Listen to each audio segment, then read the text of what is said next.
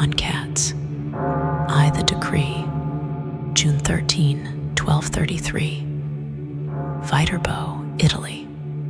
Pope Gregory IX, 70 years old, spine bent from decades of sitting in judgment.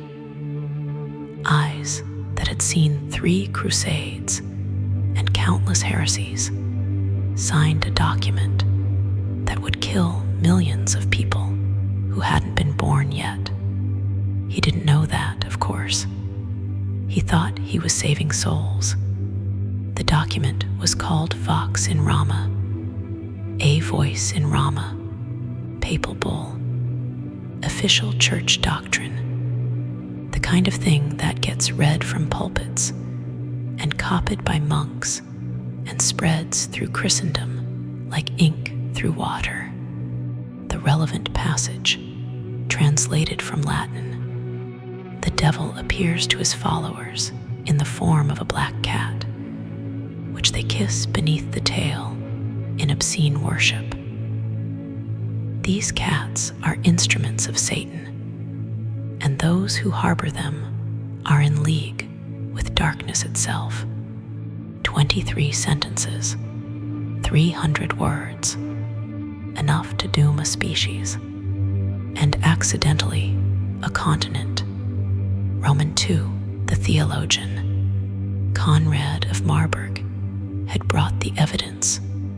He was an inquisitor, capital I, the kind who believed God spoke directly through torture, and that heresy was a cancer requiring amputation. Thin, ascetic, the kind of man who ate suffering for breakfast and asked for seconds. He'd spent 5 years rooting out a group called the Luciferians in the Rhineland. Cult, he said. Devil worshippers. They held ceremonies in the dark, summoned demons, performed obscene rites. And always, there were black cats. They kissed the cat's anus, Conrad reported to the Pope, his voice flat as a blade, as a sign of fealty to Satan. The cat is the devil's familiar, his earthly vessel. Where you find the cat, you find heresy. Gregory listened.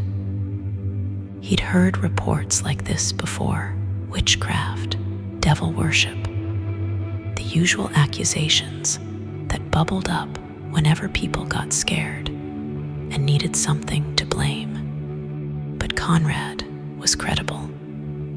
A papal appointee, a man who'd burned enough heretics to have, presumably, learned what real evil looked like. "What do you recommend?" Gregory asked. "Extermination of the cats and those who keep them, root and branch." Gregory IX signed the decree, not because he hated cats. He probably barely thought about cats. He was thinking about souls, about purity, about a Christendom under siege from forces, both earthly, Muslims, Mongols, and infernal Satan demons, the usual suspects. If cats were instruments of the devil, then cats had to go. Simple theology, catastrophic ecology. Roman III, the spread. The decree moved through Europe like a disease preview.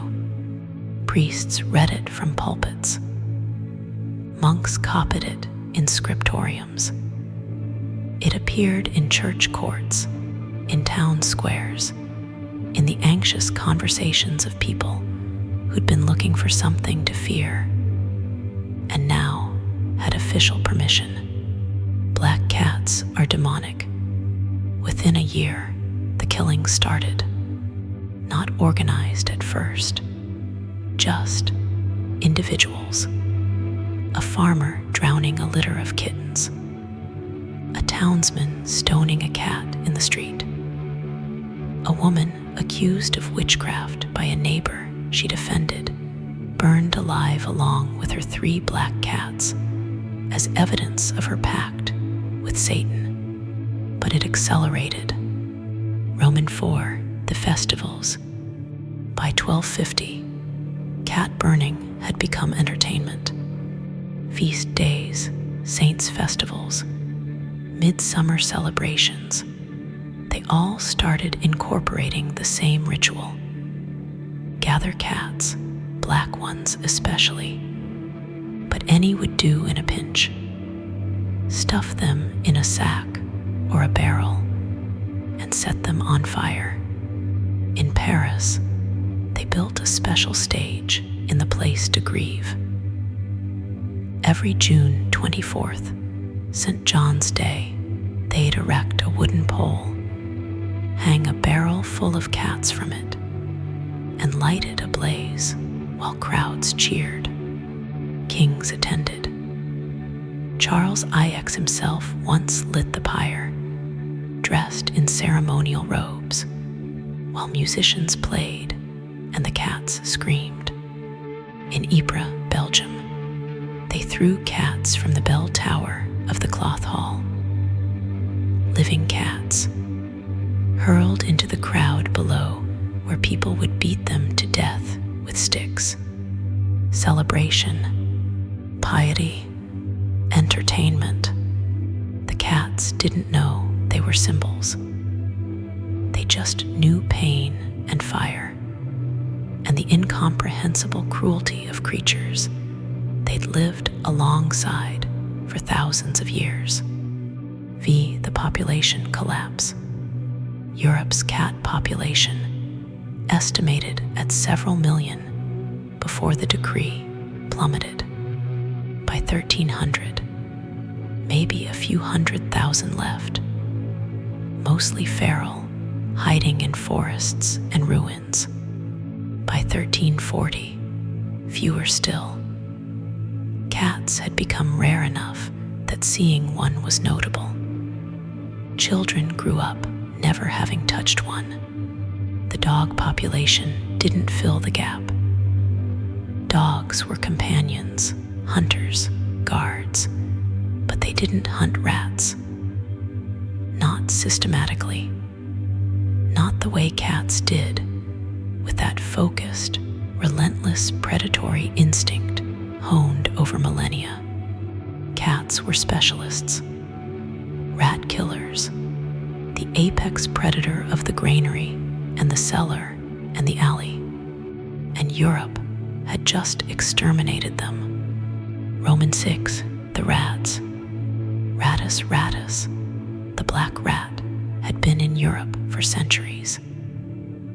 Came from Asia along trade routes, nested in grain stores, lived in the margins of human civilization. They'd always been there, manageable, annoying but not catastrophic. Cats kept them in check. But without cats, the rats exploded. Exponential growth. One breeding pair produces 6 litters a year, 6 to 10 pups per litter. Do the math across a few generations, and suddenly every granary, every cellar, every ship, every barn is swarming. By 1340, European cities were drowning in rats. Toulouse, rats outnumbered people 3 to 1. Florence, they nested in church walls, in the Duomo itself, their squeaking audible during Mass. London, the Thames wharves were so infested that stevedores refused to work after dark, and living on those rats in their fur, feeding on their blood. Fleas, Xenopsilla chiopes, the oriental rat flea, carrying in its gut a bacterium. Yersinia pestis, the plague. Roman 7, the arrival. October 1347. Messina, Sicily. 12 Genoese trading ships limped into harbor from the Crimea. crews were dying strange deaths, swellings in the groin and armpits, black skin, fever, delirium. The harbor master ordered them to leave. Too late. The rats had already disembarked. And the fleas, and the plague. Roman 8, the spread reprise. The Black Death moved through Europe like fire through a dry forest. Sicily to mainland Italy, 3 months. Italy to France, 6 months. France to England, 9 months. England to Scandinavia, a year. It traveled along trade routes, riding in grain shipments, in fabric bales, in the holds of ships. Wherever there were rats, which was everywhere, the plague followed. The symptoms were grotesque. Buboes, swollen lymph nodes, the size of apples, black necrotic skin, hemorrhaging from every orifice, fever that cooked the brain. Death came in 3 to 5 days. No cure, no treatment. Medieval medicine had no framework for understanding bacterial infection. They tried bloodletting, prayer, burning aromatic herbs. Nothing worked. Roman 9, the body count. Conservative estimates, 75 million dead worldwide. 25-30 million in Europe alone. That's roughly half the population. Half. Villages emptied entirely. Fields went unplowed because there was nobody left to plow them. Cities became charnel houses, bodies stacked in the streets, because there weren't enough living to bury the dead. In Florence, Boccaccio wrote, "The bodies piled up in the streets like cordwood. The stench was unbearable. The living fled, leaving the dying to perish alone. In England, entire monasteries died to the last monk. Centuries of accumulated knowledge, manuscripts, records, music, lost because nobody survived to preserve them. The plague didn't discriminate. Rich, poor, clergy, peasant, all equal before Yersinia pestis. But it especially thrived in cities. Dense populations, poor sanitation, and rats everywhere because there were no cats left to hunt them. X the realization. Nobody connected the dots at the time. The plague was understood as divine punishment, God's wrath for humanity's sins, or bad air, miasma, or Jewish conspiracies. Thousands of Jews were massacred based on this insane logic, or astrological alignments. Nobody said, "We killed all the cats, and now the rats have taken over and brought plague." That realization came later, centuries later, when germ theory emerged, when epidemiology became a science, when historians could look back and trace the chain. Decree right arrow cat extermination, right arrow rat population, explosion right arrow flea infestation, right arrow plague right arrow 25 million dead. A straight line from theology to catastrophe.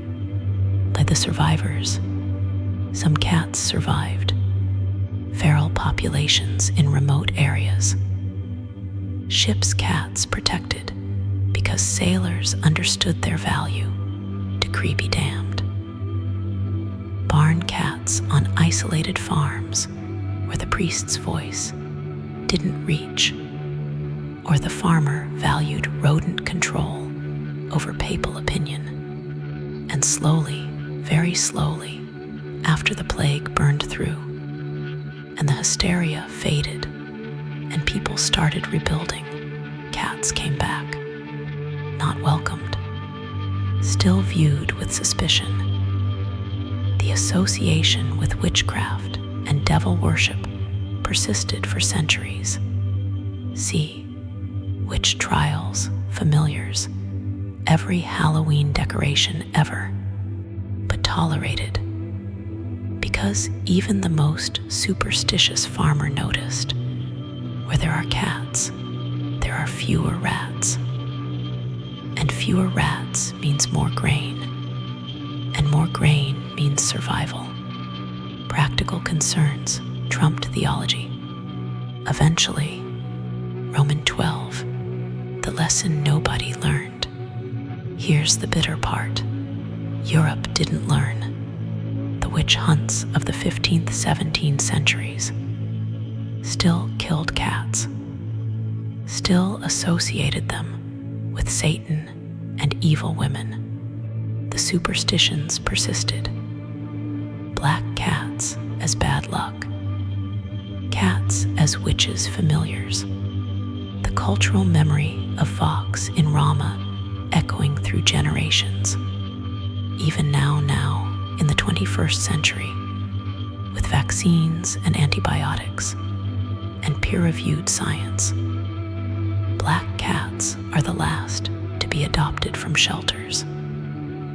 Still carry that ancient, stupid stigma.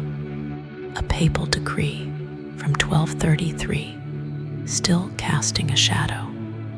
Roman 13, the irony. Pope Gregory IX died in 1241, peacefully in his sleep. At 80 years old, he never saw the plague, never saw the rats, never saw the consequences of his decree spiral out across decades and continents. He thought he'd protected Christendom from heresy. Instead, he'd inadvertently engineered one of the worst pandemics in human history. And the cats, they'd been humanity's partners for 10,000 years, domesticated themselves, really showed up at the first granaries in the Fertile Crescent, started hunting mice, and just stayed. Mutual benefit, ancient pact. They'd saved countless harvests from rodents, kept plague at bay for millennia without anyone noticing, because prevention is invisible. And in return, Europe burned them alive for a century because an old man in Italy thought they looked demonic. Roman 14, the ghost population. Demographers sometimes play a game. What would Europe's population be today if the Black Death hadn't happened? If those 25-30 million people had lived, had children, had grandchildren, what would the compounding effect be? Best estimates, an additional 100 to 200 million people over the subsequent centuries. Different history, different science, more minds working on problems, different culture, all of it gone because of Rattus rattus and Xenopsilochiopes, and the absence of Felis catus. Ghost population, ghost history, ghost futures that never happened because a pope signed a piece of paper and people believed him. Roman 15, the moral. If there's a lesson, and there better be, because otherwise it's just cosmic horror, it's this. Superstition kills, not metaphorically, not eventually, directly. When you let fear override reason, when you let theology dictate ecology, when you prioritize symbolic purity over practical consequence, people die. Lots of people. And the worst part, it's usually not immediate, not obvious. The cat burnings in 1250 didn't kill anyone directly. It took a century for the rats to build up, for the fleas to find them, for the plague to arrive from Asia. By the time the consequence arrived, nobody remembered the cause. That's how systemic catastrophe works. Long fuses, delayed detonation. The sin and the punishment separated by enough time that they seem unrelated until a historian connects them. And you realize we did this to ourselves. Romans 16, the epilogue. Modern Europe has cats again. Millions of them. They live in our homes, sleep on our keyboards, knock things off counters for incomprehensible reasons. We've mostly stopped burning them. Progress, but the lesson remains unlearned in other forms. We still let superstition override science. See, vaccine hesitancy, climate denial, the entire modern discourse around GMOs. We still make policy based on fear rather than evidence. We still kill the things that protect us because they seem dangerous, then wonder why the actual danger runs unchecked. Different cats, same mistake. And somewhere in a granary in France, a warehouse in Hamburg, a ship holed in Genoa, the descendants of those medieval rats still live, waiting because Yersinia pestis didn't die. It's still out there, still in rodent populations, still capable of jumping to humans. We have antibiotics now, sanitation, epidemiology, and cats, so many cats, are unwitting partners in the eternal war against the dark, the disease, and the vermin that carry it. They don't know they saved us. They just know we finally stopped setting them on fire. And that, perhaps, is enough. The cats won eventually. Took 700 years and 75 million deaths, but they won. Pray we're smarter next time superstition comes calling.